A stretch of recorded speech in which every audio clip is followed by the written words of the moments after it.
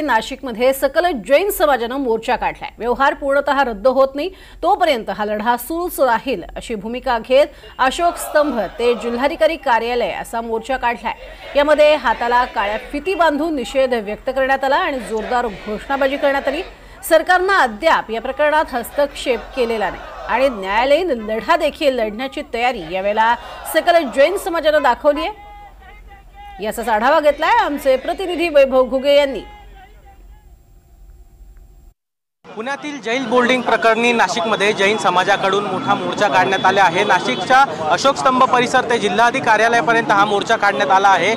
जोपर्यंत या संपूर्ण व्यवहार जो आहे हा रद्द होत नाही तोपर्यंत जैन समाज जो आहे हा लढा पूर्णतः लढणार असं काहीसं त्यांच्याकडून सांगण्यात येत आहे। हाताला काळं फीत बांधून जे आहे हा निषेध त्यांच्याकडून व्यक्त केला आहे। रद्द हो हॉस्टेल का सौदा रद्द हो असे काहीचे फलक जे आहेत त्याच्यावर आश्रय जो आहे तो या ठिकाणी लिहिलेला आहे। आपल्यासोबत काही जैन महिला आहेत, काय सांगाल आपण या ठिकाणी मोर्चा काढला आहे या सर्व संदर्भाच्या निषेधात काय सांगाल? हा मोर्चा काढणं फार जरुरीचं होतं।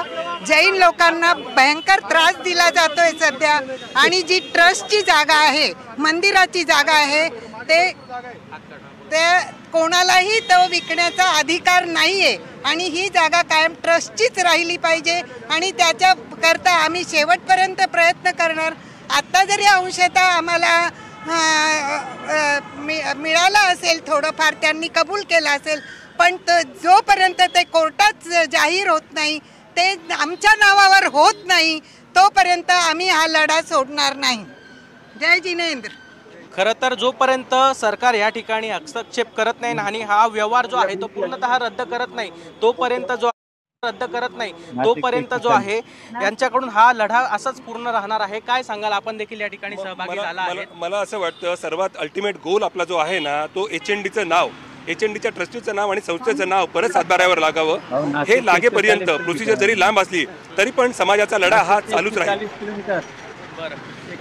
समाजाचा लढा हा असा सुरू राहणार आहे। आपण जर बघितलं तर युवकों के भविष्य से मत खेलो, हॉस्टेल हमारा वापस दे दो अशा प्रकार जो आहे हा निषेध या ठिकाणी व्यक्त करण्यात येत आहे।